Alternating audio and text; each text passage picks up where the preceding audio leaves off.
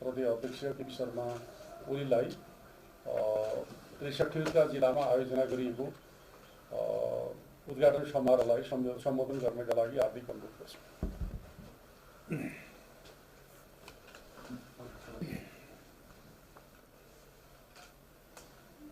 देशभरिका सम्पूर्ण भूगोलका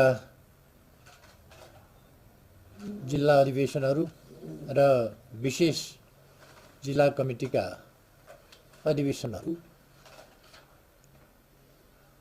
केही जिल्लाहरूमा महासचिव शङ्कर पोखरेलज्यूले भनिहाल्नुभयो, विभिन्न कारणले, खास गरी मौसमका कारणले र केही शोकजन्य कारणले हामीले अधिवेशन आजलाई स्थगित गर्नु परेको छ र निकट भविष्यमै गर्दैछौँ। आज सबै जिल्ला अधिवेशनहरूमा उद्घाटन सत्रमा सरिक हुनुभएका सम्पूर्ण कमरेडहरूलाई म हार्दिक अभिवादन भन्न चाहन्छु र सबभन्दा पहिले त आज सबै जो जिल्ला अधिवेशन उद्घाटन सत्रमा सामेल हुनुभएको छ सबै साथीहरूलाई यसै सम्बोधन मार्फत जिल्ला अधिवेशन उद्घाटन भएको म जानकारी गराउँदछु। आदरणीय कमरेडहरू, तपाईहरू कतिपय विकट अवस्थामा, विकट ठाउँमा र विकट प्रतिकूल खालको मौसममा यस अधिवेशनमा उद्घाटन सत्रमा सामेल भइरहनु भएको छ। तपाईहरूको अधिवेशन अत्यन्तै भव्यताका साथ शानदार ढङ्गले सफल होस् भनेर म सबैमा हार्दिक शुभकामना भन्न चाहन्छु। सफल हुने नै छ। यो नेकपा एमालेको अधिवेशन हो। सबै ठाउँहरूमा हुन्थ्यो, 83 ठाउँहरूमै हुन्थ्यो आज, तर मैले अघि नै भने, महासचिवज्यूले पनि भन्नुभयो के कारणले हुन सकेन भनेर। केही ठाउँहरूमा हुन नसके पनि आम रूपमा अधिवेशन एकैसाथ हामी गरिरहेका छौँ र यसको एउटा हामीले परम्परा जस्तो नै बसाइसकेका छौँ। र अहिलेको अवस्थामा हामीले पहिले वडा अधिवेशनहरू एकै दिन गर्दा अथवा पालिका अधिवेशनहरू एकै दिन गर्दा अथवा विधान महाधिवेशनको आयोजना गर्दा अथवा पार्टीको 10औं राष्ट्रिय महाधिवेशनको आयोजना गर्दा हरेक समयमा सहमतिलाई जोड दिएका छौँ। उच्च स्तरको समझदारी, सहमति र साझा निष्कर्षहरूका साथ हाम्रा सामु उपस्थित भएका चुनौतीहरूको सामना गर्ने र हाम्रा अगाडि प्रकट भइरहेका उज्याला सम्भावनाहरू तिनीहरूलाई साकार बनाउने कुरामा हाम्रो पार्टीको तमाम कार्यकर्ता पंक्तिको, सिङ्गो पार्टी सदस्य पंक्तिको एकता आवश्यक छ। त्यस एकताका लागि उच्च स्तरीय समझदारी, धैर्यता, संयम र देशका उद्देश्यहरू, हितहरू त्यसप्रति समर्पित हुने र आफ्ना साना क्षणिक हितहरू अथवा प्रतिष्ठाहरू भन्दा माथि आज हाम्रा अगाडि रहेका अभिभाराहरू, चुनौतीहरू, तिनीहरूलाई ध्यान दिनुपर्ने, तिनीहरूको सामना गर्न ध्यान दिनुपर्ने र तिनीहरूलाई वहन गरेर अगाडि बढ्न ध्यान दिनुपर्ने आवश्यकता ज्यादै महत्त्वपूर्ण कुरा हो भन्ने हामीले बुझ्नुपर्छ। र हामीले भन्दै आएका छौँ र हामीले हाम्रो पार्टीको 10औं महाधिवेशनमा पनि गर्यौँ।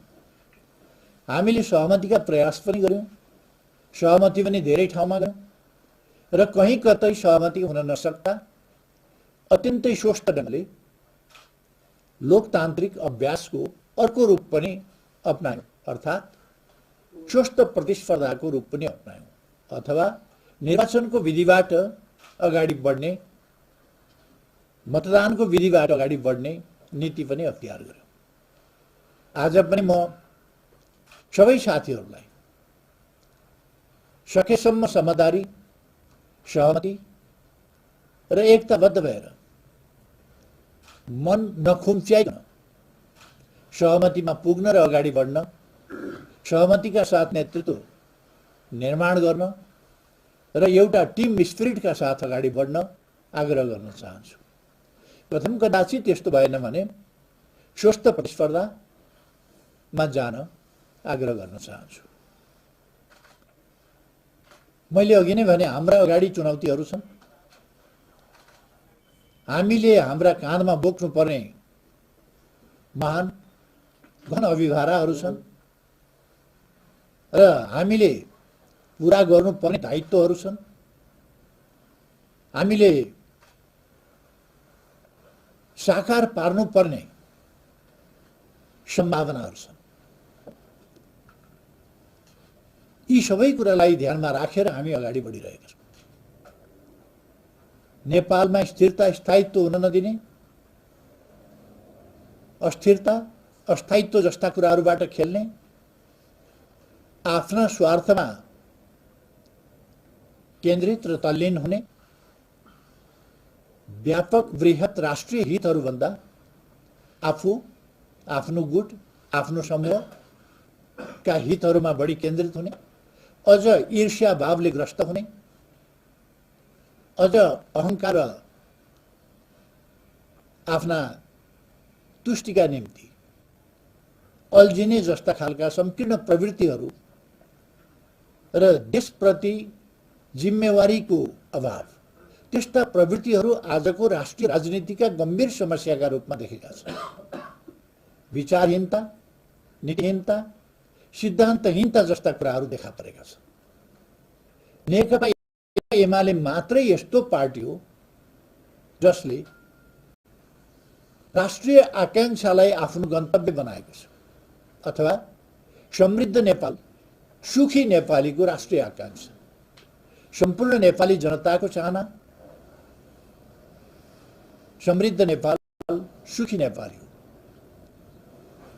र त्यसलाई नेकपा एमाले आफ्नो गन्तव्य बनाएको छ र त्यस गन्तव्यमा पुग्नका लागि, त्यो अभिष्ट प्राप्तिका लागि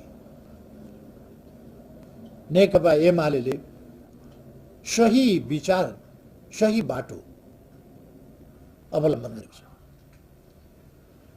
सामाजिक न्याय सहितको समृद्धि र सुखका आधारहरू सहितको समृद्धि, आधुनिकता र आधुनिक समाजमा, संसारमा उपलब्ध सुविधाहरूको प्रयोग गर्ने अवसर सहितको सुविधायुक्त समृद्ध जीवन, समानतायुक्त जीवन, सुरक्षित जीवन र सम्मानयुक्त जीवन आजको मानिसको चाहना हो।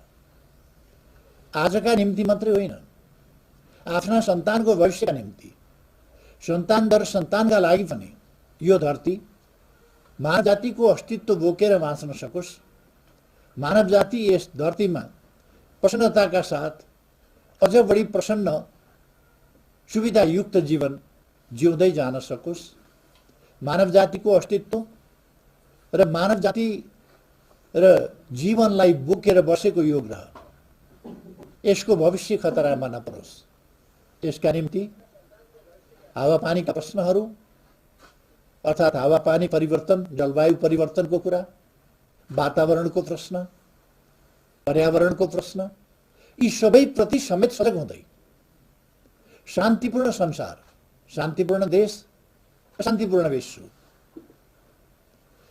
र यस्ता उद्देश्यहरू बोकेर कोही एउटा पनि मानव जाति अन्याय, पक्षपात, भेदभावको शिकार हुन नपरोस्, यस्ता उद्देश्यहरू बोकेर नेकपा एमाले अगाडि बढिरहेको छ। र यी उद्देश्य समानता होइन, शान शौख चाहने, समानता होइन बडप्पन देखाउनु पर्ने, समानता होइन थिचोमिचो गर्ने मानसिकता बोकेका, त्यस्ताहरूका निम्ति ती कोही पनि व्यक्ति हुन सक्छन्, समूह हुन सक्छन् वा अरू केही पनि हुन सक्छन्। त्यस्ताहरूका निम्ति मैले अघि भनेको जस्तो नेकपा एमाले परिकल्पना गरेको समाज त्यो ग्राह्य हुँदैन, स्वीकार्य हुँदैन, र त्यस्तो निर्माण गर्न दिन मन्जुर गर्दैनन् त्यस्ता तत्त्वहरूले। त्यसकारण व्यवधान आउँछ नै राम्रा कार्यहरूमा, महान कार्यहरूमा, सामूहिक कार्यहरूमा, सबैका निम्तिका साझा कार्यहरूमा, आजका निम्ति र भोलिका निम्ति समेतका कार्यहरूमा। आजका वैयक्तिक स्वार्थहरू ती चाहे समुदायका हुन्, व्यक्तिका हुन् अथवा राष्ट्रका हुन्, त्यस्ता कुराहरूले बाधा पुर्याएको हुन सक्दछ। यस्तो अवस्थामा हामी यति महान अभिभारहरू बोकेर अगाडि बढिरहेका छौँ, यति ठुला जिम्मेवारी बोकेर अगाडि बढिरहेका छौँ भने हामीले आफ्नो मानसिकतालाई तदनुसार नै अगाडि बढाएर लिएर जानुपर्छ। यो ठान्न हुँदैन कि हामी राम्रा उद्देश्य भएको हुनाले हाम्रो विरुद्धमा कोही हुने छैनन्, होइन। हाम्रो विरुद्धमा हुनेछन्। हामीले सम्झाउने बाटोबाट र व्यवधानहरूलाई पन्छाउने बाटोबाट हाम्रो महान गन्तव्यतर्फ, न्यायपूर्ण गन्तव्यतर्फ, सामूहिक र साझा गन्तव्यतर्फ हामी अगाडि बढ्नेछौँ। हाम्रा यी उद्देश्यहरूमा हाम्रो सिङ्गै पार्टी एकजुट भएर लागेको छ र आज उद्घाटन भएका र सम्पन्न हुने, आज या भोलि सम्पन्न होलान्, केही ठाउँमा जो आज विभिन्न कारणले स्थगित भएका छन् ती ठाउँहरूमा 2-4 दिनभित्र सम्पन्न होलान्। यी सबै अधिवेशनहरूले जिल्ला जिल्लाबाट हाम्रो शक्तिलाई सङ्गठित गर्ने, हाम्रो शक्तिलाई वैचारिक ढङ्गले सङ्गठित गर्ने, विचार बिनाको समूह होइन, विचारयुक्त समूह, उद्देश्य सहितको समूह, गन्तव्य सहितको समूह, त्यो गन्तव्यमा पुग्ने बाटाहरूप्रति स्पष्ट रहेको समूह, त्यसका निम्तिका स्पष्ट नीतिहरू, कार्यक्रमहरू, कार्ययोजनाहरू, लक्ष्यहरू रहेको समूह र त्यसका निम्ति अगाडि बढ्ने तरिका र शैली उपयुक्त ढङ्गको अङ्गीकार गरेको समूह, त्यस्तो समूहको रूपमा हाम्रो पार्टी अगाडि बढ्नेछ। हाम्रा अधिवेशनहरूले भर्खरै विधान अधिवेशनमा हामीले पारित गरेका नीतिहरूलाई, विधान अधिवेशनमा हामीले पारित गरेका हाम्रा गन्तव्यदेखि लिएर आजदेखि लिएर गन्तव्यसम्मको समग्र यात्रा र हाम्रा अभिष्टहरूसम्मको हाम्रो यात्रालाई कसरी अगाडि लाने भन्ने कुराहरू, बाह्य नीतिहरू र आन्तरिक नीतिहरू, हामी देशभित्र कस्ता नीति र बाहिर कस्ता नीति अपनाउँछौँ, ती सबै कुराहरू स्पष्ट छन् हाम्रा दस्तावेजमा। हामीले ती कुराहरू पारित गरेका छौँ महाधिवेशनबाट। त्यसै गरेर हाम्रा राजनीतिक क्षेत्रमा लोकतन्त्र भनेको के हो, लोकतन्त्रलाई हामी कसरी बुझ्छौँ?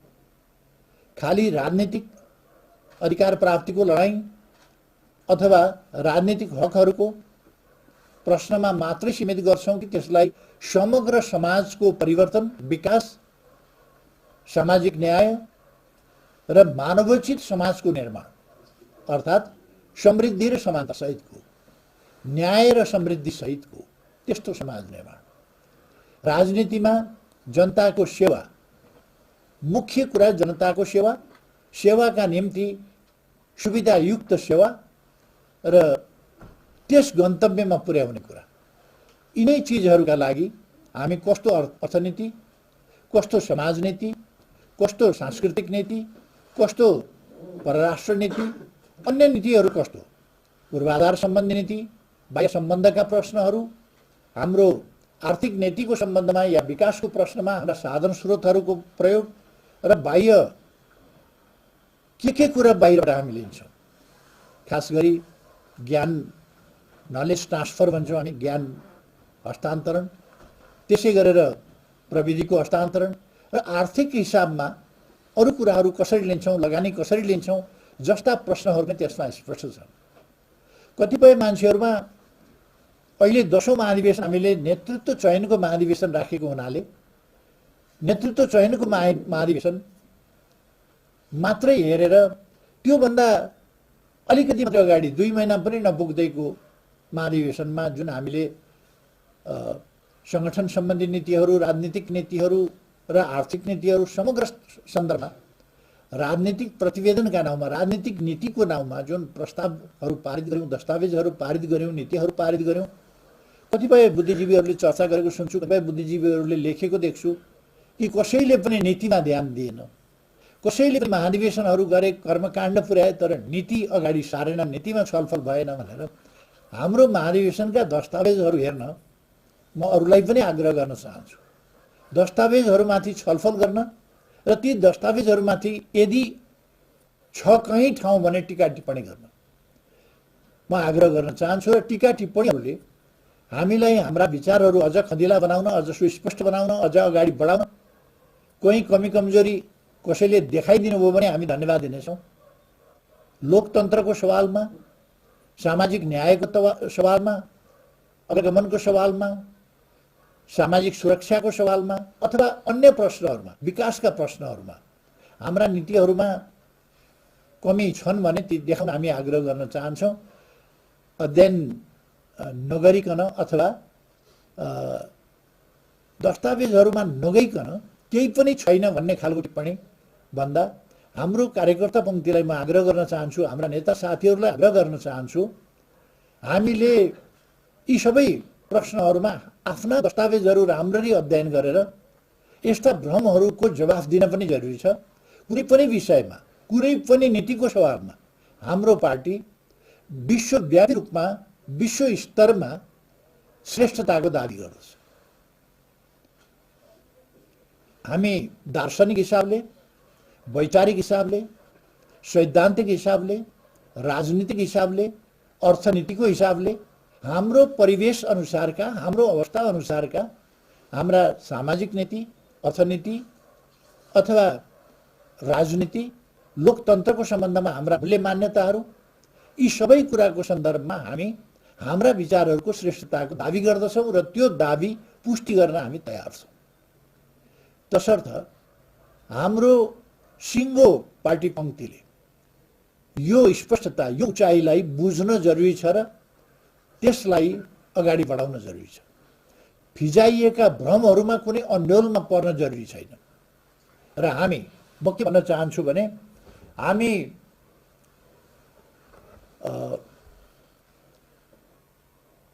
एकातिर जाने भन्दै गर्ने, हिँड्ने अर्कातिर त्यस्तो गर्दैनौँ। हामीले कुनै कुनै पार्टीका महाधिवेशन देखेका छौँ। कम्युनिस्ट पार्टीको लगभग 2/3 हैसियतलाई टुक्र्याउने, पार्टी फुटाउने, सरकार गिराउने, अनेक तमासा गरेर सरकार गिराउने, सरकार अस्वस्थ ढङ्गले, अनुचित ढङ्गले, असंवैधानिक ढङ्गले सरकार गिराउने, विपक्षीसँग मिलेर विरोधी विचार, विरोधी दर्शन, विरोधी सिद्धान्त र विरोधी उद्देश्यहरू भएका शक्तिहरूसँग मिलेर आफ्नो प्रगतिशील वामपन्थी सुशासन र विकासलाई मूल मन्त्र बनाएर आर्थिक उन्नति र सामाजिक न्यायको दिशामा अगाडि बढिरहेको सरकार, तीव्र ढङ्गले विकासको बाटोमा अगाडि बढेको सरकार ढालेर 5 दिशातिर फर्किएको, गन्तव्य नभएको त्यस्तो एउटा स्वार्थ समूहहरूको गठबन्धनको सरकार बनाउने अनि समाजवाद निर्माणको नेपाली बाटो भनेर लफाजी पनि दिँदै गर्ने, गफ पनि दिँदै गर्ने र कार्यकर्ता अल्मल्याउँदै गर्ने नीति हाम्रो पार्टीको होइन। हामी जे भन्छौँ त्यो गर्छौँ, जे गर्नु छ त्यो भन्छौँ। हिँड्ने एकातिर, भन्ने अर्को कुरा, गर्ने एउटा काम, भन्ने अर्को काम, भन्ने अर्कै कुरा, त्यस प्रकारको हाम्रो नीति होइन। हाम्रो साथीहरू यसमा स्पष्ट हुनुपर्दछ। म आग्रह गर्न चाहन्छु, हाम्रो पार्टीका विरुद्ध अनेक प्रकारका भ्रमहरू फिजाइएका छन्, हल्लाहरू चलाइएका छन्। त्यसबाट एउटा जनतामा थोरै तिनो भ्रम पर्न सक्छ। अहिले हाम्रो अगाडि राष्ट्रिय सभाको निर्वाचन आइरहेको छ। राष्ट्रिय सभाको निर्वाचन माघ 12 गते सम्पन्न हुन्छ, मतदान हुन्छ त्यसमा 12 गते, र त्यसको परिणाम हाम्रा निम्ति अलिक प्रतिकूल आउन सक्छ। किन प्रतिकूल आउन सक्छ भने त्यो आजको जनमत होइन र त्यो कुनै यथार्थ जनमत होइन। हामीले हिजो 4.5 वर्ष अगाडि 4 वर्ष अगाडि जनताबाट जुन जनमत ल्याएका थियौँ त्यस जनमतलाई, त्यो जनमत ल्याउँदाखेरि हामीले विभिन्न पक्षहरूलाई सन्तुलन मिलाएर, विभिन्न पक्षलाई सिट दिएर र विभिन्न प्रकारका व्यवस्थापन, साथीहरूले सुन्नुभएको छ, व्यवस्थापनका नाउँमा विभिन्न व्यक्तिहरूलाई विभिन्न प्रवृत्ति भनेर त्यसलाई सम्बोधन गर्ने नाउँमा सिटहरू बाँडेका पनि थियौँ।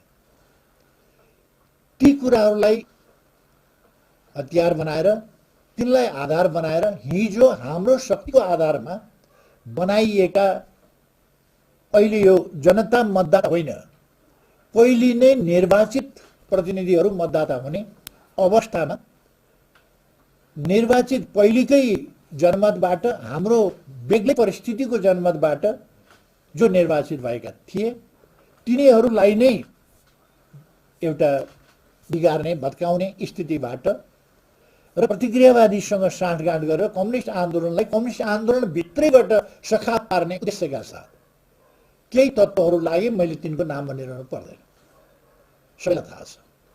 त्यस्तो अवस्थामा अहिलेको राष्ट्रिय सभा निर्वाचन त्यो हिजोको जनप्रतिनिधिहरू त्यहाँबाट निर्वाचित हुने हो, जसलाई सकेसम्म ध्वस्त पार्न खोजिएको थियो। तर त्यस्तो ध्वस्त हुने स्थिति होइन। तर परिणाम त यदि हाम्रो 51 छ भने हामी जित्थ्यौँ। 2 जना मान्छे तलमाथि पारिदिँदा हाम्रो 49 मा झर्छ। विपक्षी गठबन्धन भन्ने जुन छ अहिले, यो अपवित्र गठबन्धन, यो प्रतिगामी गठबन्धन, यसको 49बाट 51 हुन सक्छ, 48बाट 52 हुन सक्छ, 45बाट 55 हुन सक्छ र हामी 55बाट 5 जना मान्छे त्यसबाट बिगार्दाखेरि हाम्रो स्थिति 45 मा झर्न सक्छ। तर अहिले पनि हामी एक्लै अरू पार्टीभन्दा मजबुत छौँ, एक्लै अरूभन्दा माथि छौँ। तर यसमा 50% चाहिने जुन अवस्था हो त्यसमा सम्पूर्ण शक्तिहरू मिलेर यति बेला हिजोको जनमत र हिजोको परिस्थितिको दुरुपयोग गरेर अहिले हाम्रा निम्ति अलिकति प्रतिकूल परिणाम यस राष्ट्रिय सभा निर्वाचनबाट आउन सक्छ। म साथीहरूलाई भन्न चाहन्छु र जनसमुदायलाई पनि स्पष्ट पार्न चाहन्छु, यो आजको जनादेश होइन, आजको जनमत होइन, आजको यथार्थ होइन, हिजोको बेग्लै परिस्थितिको दुरुपयोग गरेर पैदा गरिएको अवस्था हो। त्यसकारण यसमा हाम्रो अलिकति सकारात्मक परिणाम आएन भनेर अनौठो मान्नुपर्ने कुनै आवश्यकता छैन। यो हिजोको कुरा हो। र नेकपा एमालेलाई संसदीय क्षेत्रमा, संसदीय सङ्घर्षको मैदानमा र तिनै तहका निर्वाचनहरूमा नेकपा एमाले माथि गर्न सक्ने हानिकारक प्रहार, नोक्सानदायी प्रहारको अन्तिम किस्ता यो हो। नेकपा एमाले फुटाउने तत्त्वहरूले गरेको प्रहारको अन्तिम किस्ता यो हो। यसभन्दा पछि जनतामा जाँदा अब उपरान्त उनीहरूसँग त्यो हैसियत रहँदैन। त्यसै कारण सबैले सुनिरहनु भएको छ, जो जति कमजोर छ त्यो त्यति बढ्ता चर्को गरी कराइरहेको छ कि यो गठबन्धन निर्वाचनसम्मै जानुपर्छ भनेर। जो जति कमजोर छ उसलाई गठबन्धन त्यति बढ्ता चाहिएको छ। नेकपा एमालेलाई गठबन्धन चाहिएको छैन। नेकपा एमाले एक्लै चुनौतीहरूको सामना गर्न सक्षम छ। नेकपा एमाले देशका निम्ति खटेको, जनताको सेवाका निम्ति समर्पित, जनताका निम्ति काम गरेर आएको, विकास प्रेमी, शान्ति प्रेमी र देश बनाउने सङ्कल्प बोकेको र बनाउन योगदान गरेको र कामबाट आफ्ना विचारको श्रेष्ठता र व्यवहारको श्रेष्ठता, यी कुराहरू प्रमाणित गरेर आएको पार्टी हो, जनताको पार्टी हो। त्यसकारण यसलाई जनताबाट कसैले अलग गर्न सक्दैन र कमजोर पार्न सक्दैन। सबैलाई थाहा छ, आजको मात्रै मैले एउटा अखबार हेरेको थिएँ, सायद कारोबार भन्ने आर्थिक पत्रिका, त्यसको मुख्य समाचार छ आर्थिक क्षेत्रमा 6 महिना खेर गयो। 6 महिना, पहिलो 6 महिना, देशको पहिलो 6 महिना, आर्थिक वर्षको पहिलो 6 महिना आर्थिक विश्लेषण गर्ने पत्रिकाको भनाइ छ खेर गयो। 6 महिना खेर गयो, अर्को 6 महिना पनि खेर जान्छ। यो खेर जाँदाखेरि विकास नहुने मात्रै होइन, विकासलाई पछाडि पार्ने काम हुन्छ र एक वर्षले अरू 2-3 वर्ष त्यसलाई मेकअप गर्न, त्यसलाई परिपूर्ति गर्न लाग्छ र हामी यस ढङ्गले आर्थिक क्षेत्रमा ध्वस्त हुँदैछौँ। आज ब्याङ्कमा पैसा छैन, ब्याङ्कले ऋण दिन सक्दैन, मानिसहरूले जम्मा गरेर सञ्चित गरेर राखेको पैसा भुक्तानी माग्न गयो भने ब्याङ्कले त्यो पैसा दिन सक्दैन। त्यस्तो खालको स्थितिमा ब्याङ्क छ र आर्थिक सूचकहरू अत्यन्तै प्रतिकूल ढङ्गले अगाडि बढिरहेका छन्। व्यापार घाटा बढ्दो छ, विदेशी मुद्राको सञ्चिति खतरनाक स्थितिमा छ, हाम्रो मौद्रिक तरलता कुनै पनि पक्ष खतरनाक अवस्थामा छ र यस स्थितिबाट विकास निर्माण भइरहेको छैन। पूर्वाधार निर्माणका आयोजनाहरू व्यापक रूपमा कटौती भएका छन्। शिक्षा क्षेत्रलाई ध्वस्त पारिएको छ। अहिले सदन अन्त्य गरेर प्राविधिक शिक्षामाथि बन्चरो चलाउने अध्यादेश ल्याउने तयारी भइरहेको छ। खास गरेर सिटिभिटीलाई समाप्त पार्ने, त्यसलाई एउटा कर्मचारीले सिइओको रूपमा सञ्चालन गर्ने र सरकारको अनावश्यक हस्तक्षेपबाट आफ्ना मान्छे राख्ने र आफ्ना मान्छे पैसा कमाउने भाँडो, जेसुकैलाई पनि पैसा कमाउने भाँडो बनाउने र देशप्रति अत्यन्तै गैर जिम्मेवार ढङ्गले बिना छलफल, सरकारवालाहरूसँग छलफल नगरिकन यस्ता कुराहरू ल्याउन खोजिँदैछ। सदन अन्त्य गरिदिने र अध्यादेश ल्याइदिने। पहिले यी गठबन्धनवालाहरू निर्वाचित सरकार भएका बेला, जनादेशबाट आएको सरकारका बेला,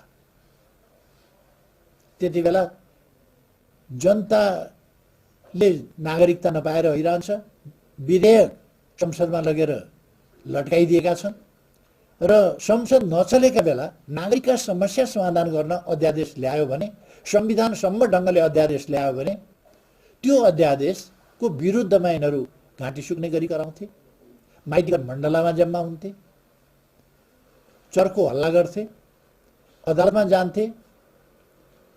अब अदालतले किन मुद्दा जिताउँथ्यो त्यो म जान्दिनँ, तर जनताका समस्या प्रति हेर्ने र संविधान हेरेर फैसला गर्ने भन्दा प्रतिपक्षले मागे अनुसारको फैसला यस्ता मामलामा पनि गरेका थियो।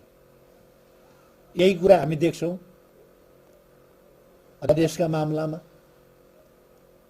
हामीले राजनीतिक दलहरूले केन्द्रीय समितिको आकार कहिले कति हजार पुर्याउने, कहिले कति हजार पुर्याउने, त्यस्तो स्थितिमा वास्तवमा सांसदहरूले, वास्तवमा नेताहरूले संविधान प्रदत्त अधिकारको पनि प्रयोग गर्न नपाउने, राजनीतिक विचारको स्वतन्त्रताको हक पनि प्रयोग गर्न नपाउने स्थितिमा 40% प्रतिनिधि सभा सदस्य वा केन्द्रीय कमिटीका सदस्य भनेर वा भन्ने शब्दमा संशोधन संसद नचलेका बेला गर्दा त्यो ठाडै खारिज गरिने स्थिति बनेको थियो,